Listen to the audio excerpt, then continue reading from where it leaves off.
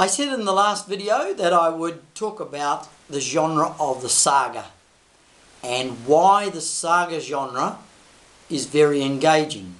We talked about in the last video how to engage a reader. We used the analogy of fishing, being a fisherman, the writer being the fisherman, the reader being the fish. The idea is to hook the reader early and then keep tension so that the line doesn't go loose, they don't get interested in some other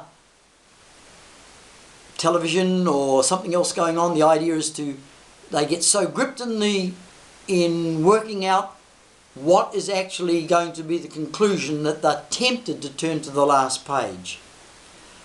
Hook them and hold them is the name of the game.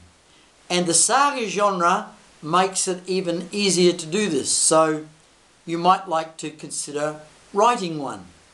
You may have to do some research to actually work out something from your well. The best place to write from is your well, and there may be something that you've learned about in your particular location, which is the history of your location, and then build it through a set of generations to both tell the history and tell the story, and we'll explain how this is done.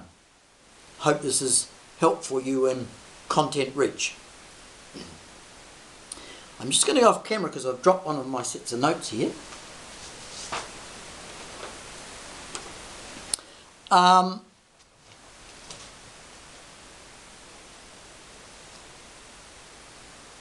As soon as the reader realizes they're reading the genre of a saga, they ask the question, why? And that is engaging. Why the characters, and why did the writer start off where they started? And then they're starting to actually think, if they've started here, where is it going to finish? And why is there needing to be a link between different generations to tell the story? How many generations are in the saga matters, and there seems to be a fascination with things being passed on. A fascination of who am I, and where did I come from, what are my roots, and how do my forebears affect me? And then questions start to be asked in the reader's mind as they're reading. Deeper questions about life, and how does my life, how's it been affected by my forebears, and how does my life potentially affect those that are going to be my descendants after me? So a saga is constantly asking questions, and questions are engaging. A. James Michener, in my view, writes fabulous sagas. He does it in the genre of fiction based on fact. So the stories that he is using are all, in other words, his historical research is all done by a team of researchers.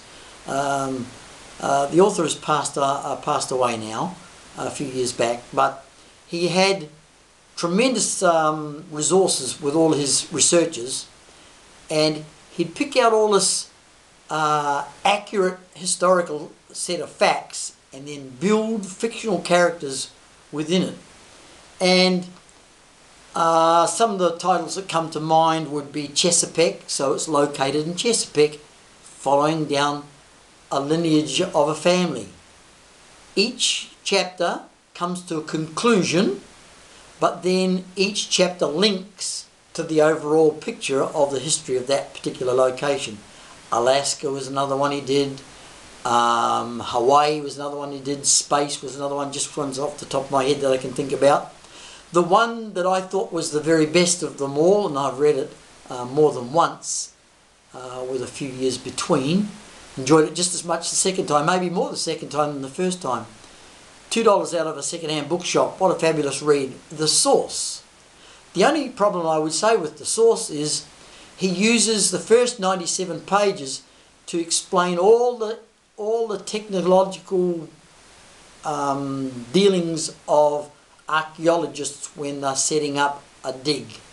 And he uses artifacts starting from caveman right through to 1947, about a location just outside of Jerusalem, and the mound of dirt is the tell being the archaeological site.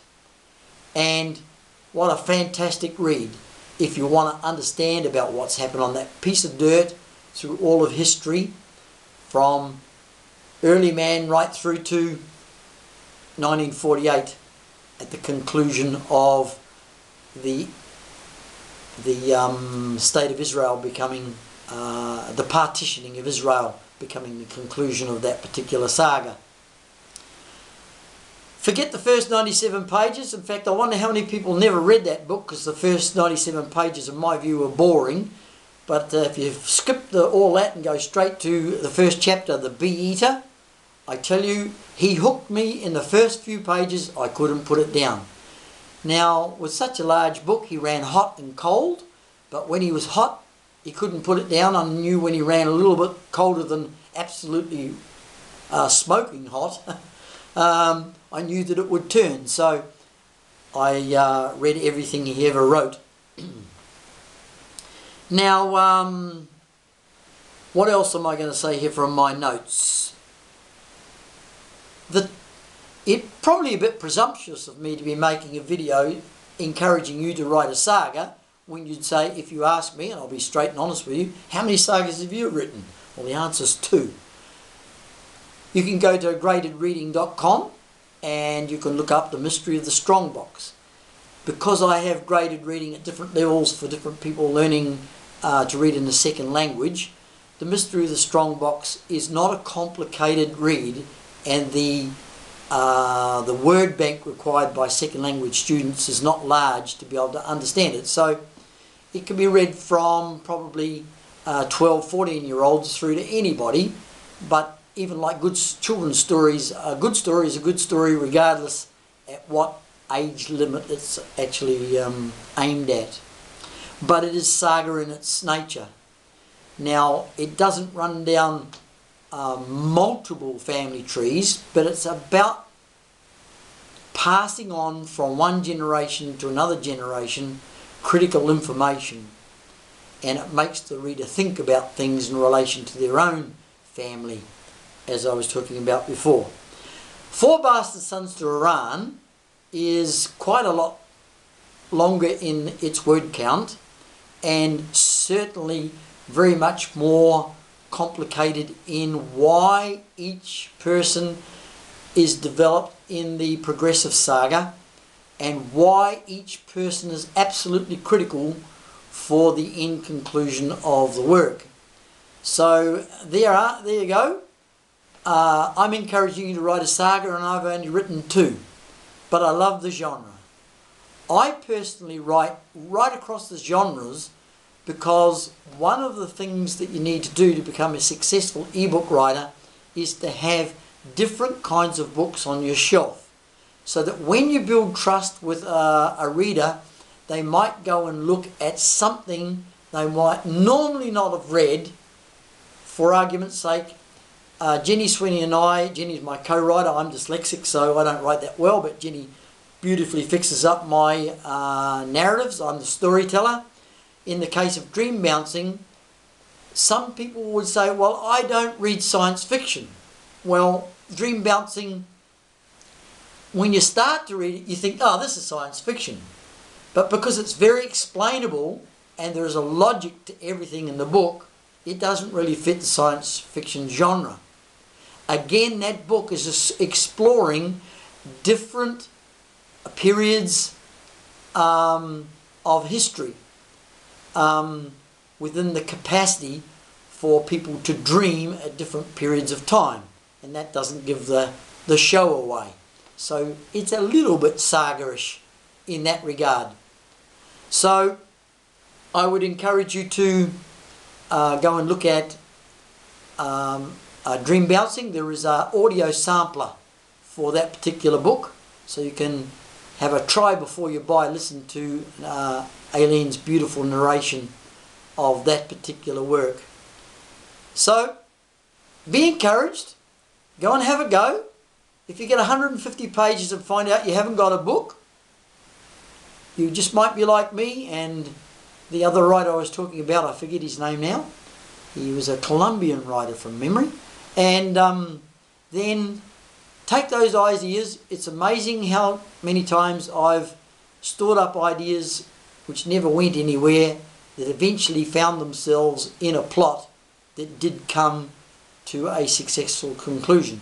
But as I was saying, the idea is to have many books on your shelf, because if you want to be successful as an ebook author, nobody's going to read you if you're a one-book wonder.